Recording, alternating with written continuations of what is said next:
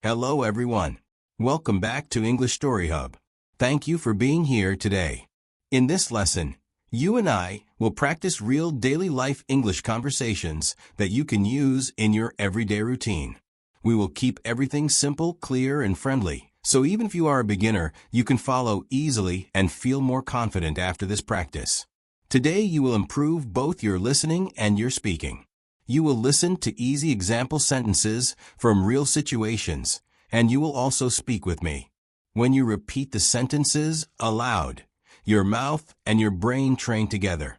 Step by step, you will start to respond in English more naturally, without feeling so shy or nervous. Daily life English is very important because it is the English you actually use. You use it when you say good morning at home, when you buy coffee, when you shop in a store, when you text a friend, or when you ask for help. These conversations may look small, but they help you connect with people, solve problems, and feel comfortable in an English-speaking environment. Before we start, you can prepare a small notebook and a pen if you like.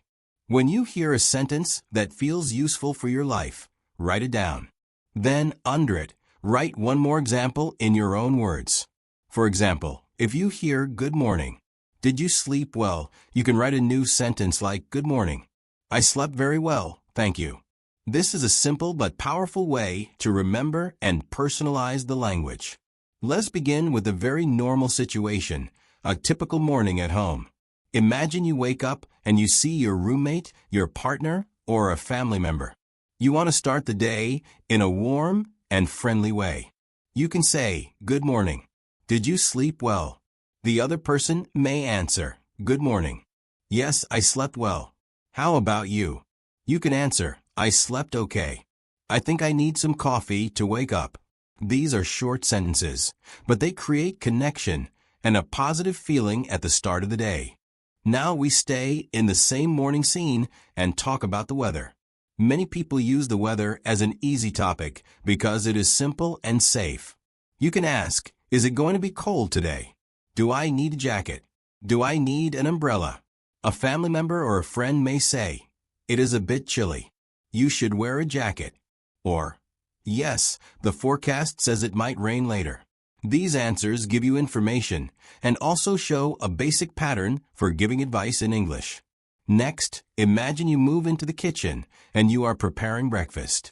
You can use very simple, very common sentences like, would you like some eggs? Do you want toast or cereal? Do you want some fruit? These questions help you offer food in a polite way and make small decisions together. A typical reply is, I will have toast, please. Or, just coffee for me, today. When someone asks you, do you want sugar in your coffee? You can say, yes, just a little. Or, no, I like it black. These short responses are very natural in many English-speaking homes. Now let us leave the house and imagine you are at a coffee shop. You walk in and the server says, hi, what can I get for you? You can answer in a clear and polite way. I would like a cappuccino, please. Or, can I have a medium latte? The server may ask, would you like it hot or iced? You say, hot, please. Then the cashier asks, anything else? You reply, no, that is all, thank you. With only a few simple sentences, you can order your drink, show your preference, and finish the conversation smoothly. While you wait for your coffee, you suddenly see someone you know. You can start a casual conversation like this. Hey, I did not know you come here. The other person says, yes, I stop by here every morning on my way to work. You can ask, how is your job going? They answer, it is pretty good, just busy as usual. This small talk is informal and friendly. It helps you practice everyday English without stress. Now let us move to the grocery store. You are looking for something and you need help. You go to a staff member and say, excuse me, where can I find the bread? The staff member answers, it is in aisle 5, next to the milk. You say, thank you very much. They reply, you are welcome. This very short conversation teaches you how to ask for help, understand directions, and show gratitude. You might also want to check prices. You can ask, how much is this? Or is this on sale? You may hear answers like, it is $5. Or, yes, it is buy one get one free. These simple price questions are very useful for shopping, and you can use the same pattern for many different items. Sometimes you meet a friend by accident in the store. You can say, "Hey, fancy seeing you here."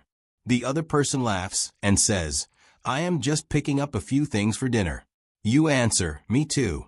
I did not feel like cooking, so I grabbed something quick." In this moment, you are not reading from a textbook.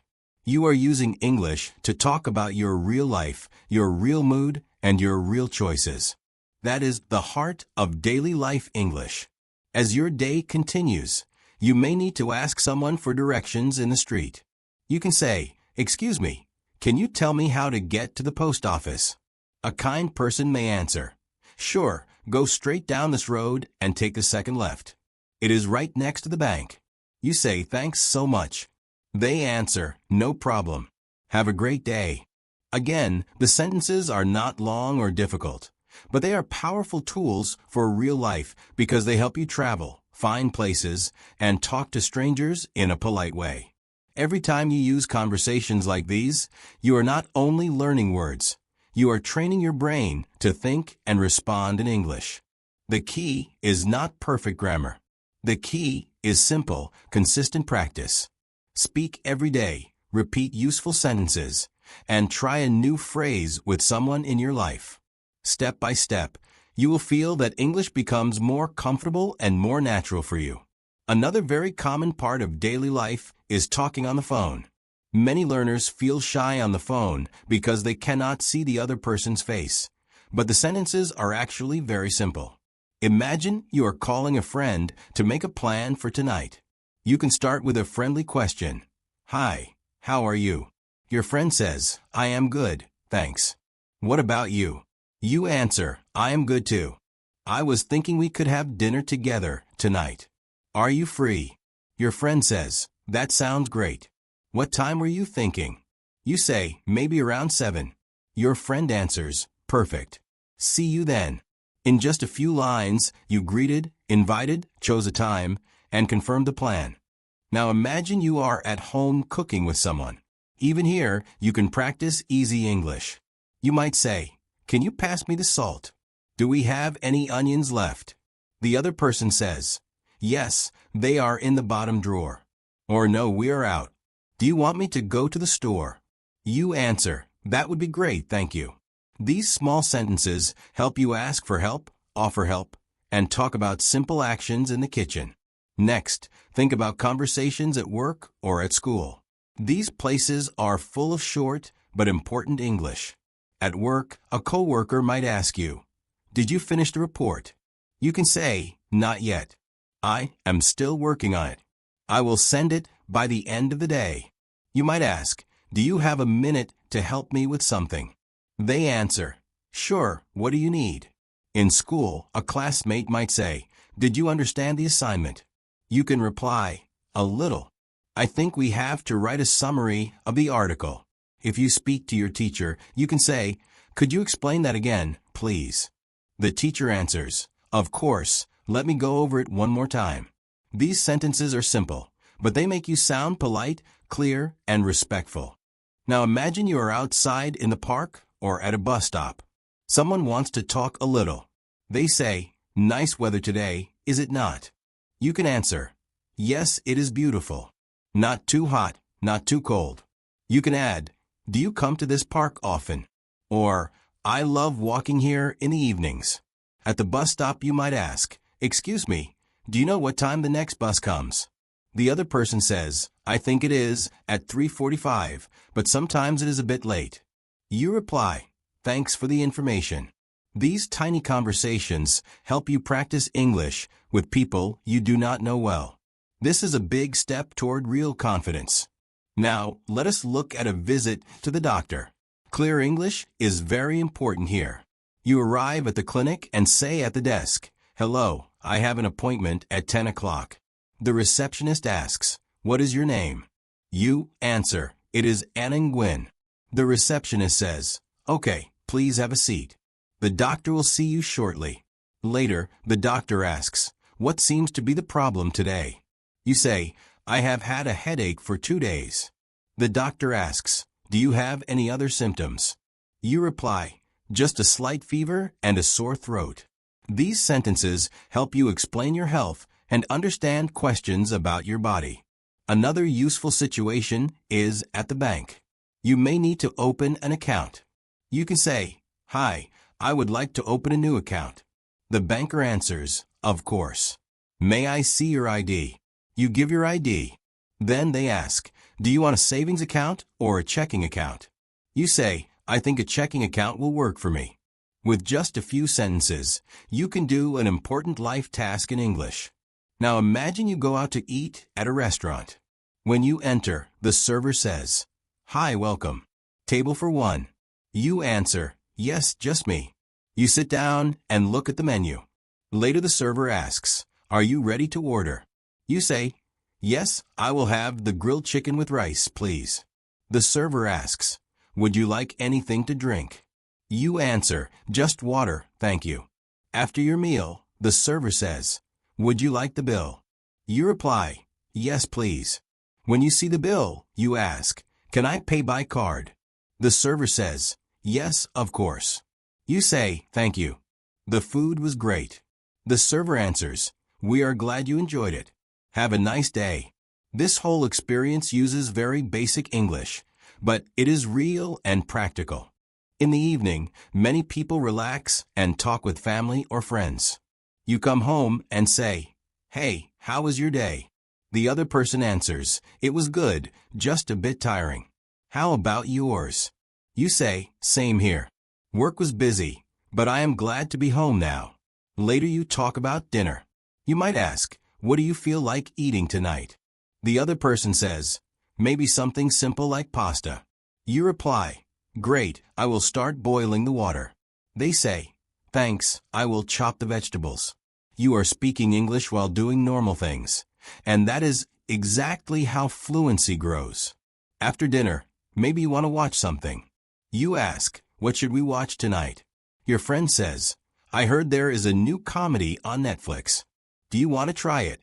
You answer, "Sure, I could use a good laugh." After the movie, you can share opinions. "That was funnier than I expected."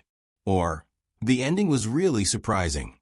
When you say what you think, you are not only practicing English, you are also showing your personality. Sometimes daily English happens on your phone, not face to face. You might text a friend, "Hey, are you free this weekend?" They reply, "I think so." "Why? What is up?" You write, "I was thinking we could go hiking or maybe see a movie." They answer, "Sounds fun. Let us decide by Friday." For study or work, you might send, "Just checking if we have a meeting tomorrow." The other person replies, "Yes, it is at 10 o'clock. Do not forget to bring your notes." You answer, "Thanks for the reminder. See you then." These short messages are simple, but they match real life and help you feel more natural when you write in English. Weekend plans are also a big part of small talk. You can ask, "Do you have any plans this weekend?" You may hear, "Not yet. I might just relax." Or, "I am planning to visit my cousin." You can say, "If you are free on Sunday, we could grab lunch." The other person says, "That sounds nice. Let us do it." Here you are learning how to invite, suggest, and agree in a friendly way. There are also moments when someone asks for help. A friend might say, "Can you help me move this table?" You answer, "Sure, let me take one side." Or someone says, "I am having trouble with this app." You reply, "Let me take a look." These little sentences teach you useful verbs like help, move, lift, fix, open, and they show you how to be kind and cooperative. Sometimes things go wrong, and you need to talk about a problem. Your friend says, "I lost my wallet." You answer, "Oh no, do you remember where you last had it?" Then you say, "Let us retrace your steps." You can add, "Do not worry, we will find it." Or, "Let us call the place where you were earlier." In these moments, you practice English for stress and support, and you also show care for the other person. There are times when you need to apologize. You say, "I am sorry, I forgot to reply to your message." The other person answers, "It is okay, I know you were busy." You can add, "Thank you for understanding. I did not mean to ignore you." With just a few lines, you show respect, explain the situation, and repair the relationship. You also need simple English to talk about your likes and dislikes. You can say, "I really enjoy listening to music when I cook. I am not a fan of horror movies." If someone asks, "Do you like spicy food?" you can answer, "A little, not too spicy though." These easy sentences help you share who you are, what you enjoy, and what you do not enjoy. This makes your conversations more interesting and more personal. You can make conversations warmer with compliments and appreciation. For example, you say, "I love your dress, it looks great on you." Or, "Thanks for helping me today, I really appreciate it." The other person can reply, "Thanks, that means a lot." Or, "No problem, happy to help." These phrases are short, but they add a lot of positive feeling to your English and to your relationships. When you want to finish a conversation, natural closing sentences are useful. You can say, "It was great talking to you." Or, "I have to go now, but let us catch up soon." The other person may say, "Sure, talk to you later." Or, "Take care." Ending a conversation well is just as important as starting it. It leaves a good impression and makes it easy to talk again next time. Now let us move into everyday conversations that happen in shops or at the mall. These situations are simple but extremely useful for real life. You walk into a clothing store and a staff member says, "Hi there, can I help you find anything?" You reply, "Yes, I am looking for a pair of jeans." The staff asks, "What size do you wear?" You say, "I usually wear a medium, but I am not sure." They answer, "Let me grab a couple of options for you to try on." You say, "That would be great, thank you." With just a few lines, you expressed what you need, gave information, and responded politely. Exactly how real conversations happen in stores. At the cashier, you say, "Hi, I would like to pay for these." The cashier asks, "Card or cash?" You answer, "Card, please." Then they ask, "Would you like a receipt?" You say, "Yes, please." These are basic phrases, but you will use them many times in life. Now think about transportation and travel. You get into a taxi and say, "Hi, can you take me to Central Park?" The driver answers, "Sure, hop in." You ask, "How long will it take?" The driver says, "About 20 minutes, depending on traffic." When you arrive, you ask, "How much is it?" The driver says, $15. You say, "Keep the change, thank you." These quick conversations teach you clear and simple English for busy moments. If you take buses or trains, you might ask, "Excuse me, does this bus go to the city center?" Someone replies, "Yes, it does." You need to get off at the 5th stop. At a train station, you might ask, "Where can I buy a ticket to New York?" Someone says, "Over there at counter number 2. These small sentences help you travel more independently. Now imagine you are at the airport. You walk to the counter and say, "Good morning, I have a flight to London." The staff says, "May I see your passport, please?" Then they ask, "Do you have any luggage to check in?" You answer, "Yes, one suitcase." They say, "All right, your gate number is 12A. Boarding starts at 9:30. You reply, "Thank you very much." These lines help you stay calm and confident while traveling internationally. Of course, sometimes daily life includes problems. For example, you are staying at a hotel and the air conditioner is not working. You call the front desk and say, "Hi, the air conditioning in my room is not working properly." The receptionist says, "I am sorry to hear that. We will send someone to fix it right away." You say, "Thank you, I appreciate it." These sentences help you handle problems politely and clearly. Or maybe you lose your phone in a restaurant. You ask, "Excuse me, I think I lost my phone here. Has anyone turned one in?" The staff member checks and asks, "Can you describe it?" You say, "Yes, it is a black phone with a blue case." They say, "We have it here." You respond, "Thank you so much." These moments teach you how to describe objects and explain a situation calmly. Now let us talk about hobbies and interests. These conversations help you connect with people. You might say, I love painting. It helps me relax. Or, I enjoy reading mystery novels. If someone asks, what do you like to do on weekends? You can say, I usually go hiking or spend time with my family. These are simple and friendly ways to talk about yourself. Future plans are another easy topic. Someone may ask, do you have any plans for the holidays? You reply, yes, I am planning to visit my grandparents. Or, I am thinking of taking a short trip to the beach. These phrases help you talk about intentions and upcoming activities. Talking about emotions is also an important part of English. You can say, I am feeling a bit tired today.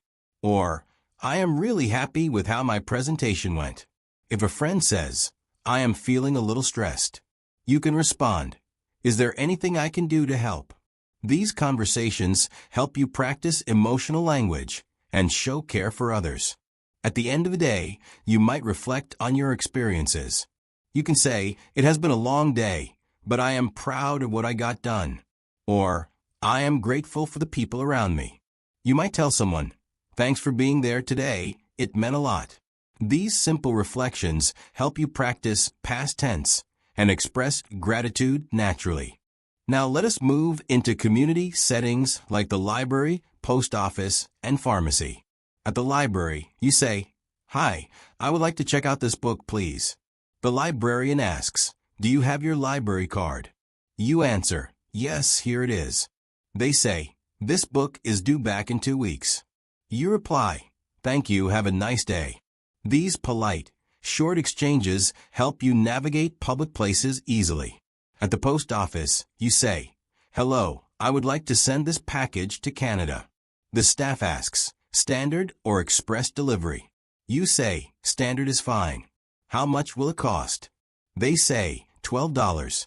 You answer, okay, here you go. They say, it should arrive in 7 to 10 business days. You reply, thanks very much. This teaches you how to handle transactions confidently. At the pharmacy, you might say, hi, I am here to pick up a prescription.